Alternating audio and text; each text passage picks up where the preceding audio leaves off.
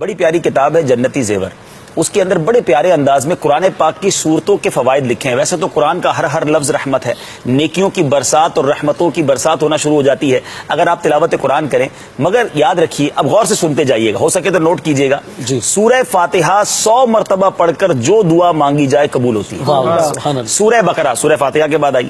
سورہ بقرہ کی تلاوت سے شیطان گھر سے بھاگ جاتا ہے. آیت الکرسی پڑھنے سے محتاجی دور ہوتی ہے. سورۃ الکہف کو ہمیشہ پڑھنے والا دجال کے فتنوں سے محفوظ رہے گا. والدین کی قبر پر ہر جمعہ سورہ یاسین کی تلاوت کرنے سے اس کے حروف کی تعداد کے برابر ان کے گناہ بخش دیے جاتے ہیں. والدین کے گناہ بخش دیے جائیں گے جتنے یاسین شریف کے حروف ہیں. سورہ الدخان پڑھنے سے مشکل دور ہوتی ہے.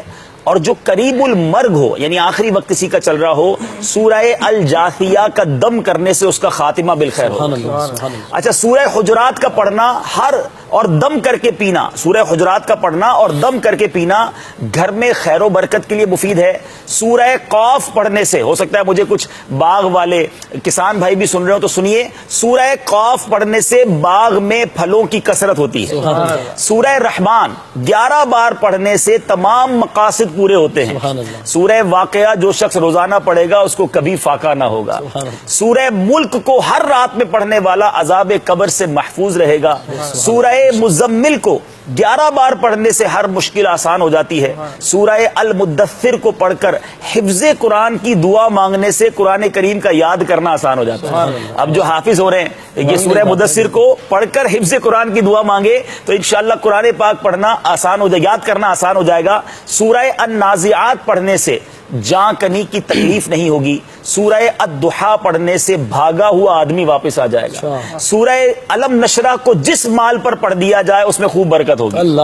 اچھا, سورہ التین جو ہے 3 مرتبہ پڑھنے سے اخلاق و کردار بہترین ہوتے ہیں.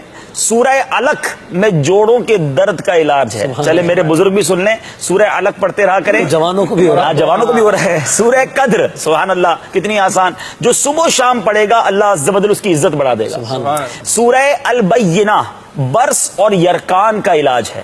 سورہ زلزال 4 قرآن کے برابر ہے. جس آدمی یا جانور کو نظر لگ گئی ہو اس پر سورہ عادیات پڑھ کر دم کرنے بہت مفید ہے. سورہ قارعہ پڑھنے سے بلاؤں سے حفاظت رہتی ہے.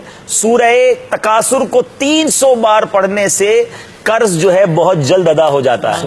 تو الحاکم التکاثر 300 بار پڑھ لے, بہت سارے لوگ قرض میں ڈوبے ہوئے ہوتے ہیں. اچھا, اور سنیے سورہ قریش, یہ میں نے امیر علیہ سنت کا معمول بھی دیکھا ہے کہ سورہ قریش جان کی حفاظت کے لیے مجرب ہے.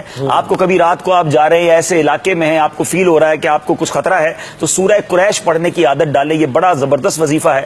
سورہ ماعون بڑی مشکل کے وقت پڑھنا بہت مفید ہے. سورہ کوثر کی تلاوت سے بے اولاد صاحب اولاد ہو جاتا ہے. سورہ کافرون 4 قرآن کے برابر ہے. سورہ اخلاص 3 قرآن کے برابر ہے اور اس کے بہت سے فضائل ہیں. اور سورہ فلق اور سورہ ناس سے جن و شیطان اور حاسدوں کے شر سے حفاظت رہتی ہے پورے قرآن کے. اچھا, اب میں آخری ایک اور بات بتا دیتا ہوں, اور بھی کوئی مشکل ہے نا, بڑا آسان وظیفہ آپ ابھی کر سکتے ہیں. وہ کیا ہے کہ پہلے قرآن پاک کے 14, یاد رکھیں فقہ حنفی کے مطابق ہمارے حنفی فقہ میں 14 آیات سجدہ ہے. تو آیات سجدہ 14 کی 14 ایک ہی مجلس میں اگر کوئی پڑھے اور پھر 14 سجدے کرے اور جو اللہ سے دعا مانگے جس مشکل میں ہے, اللہ کے کرم سے وہ دعا جو ہے قبول ہوتی ہے اور مشکل دور ہو جاتی ہے. ہاں, یہ یاد رہے کہ وہ کہاں ملیں گی 14 آیتیں, تو یہ بھی آسان طریقہ بتا دیتا ہوں. ویسے تو پورے قرآن میں تلاش کرنی پڑیں گی. امیر علیہ سنت کا بڑا پیارا رسالہ ہے تلاوت کی فضیلت, یہ آپ ڈاؤن لوڈ کر لیں مدنی چینل کی ویب سائٹ سے, یہ میرے پاس تو موجود ہے. اس میں یہ 14 آیتیں ایک طرف کر دی گئی ہیں.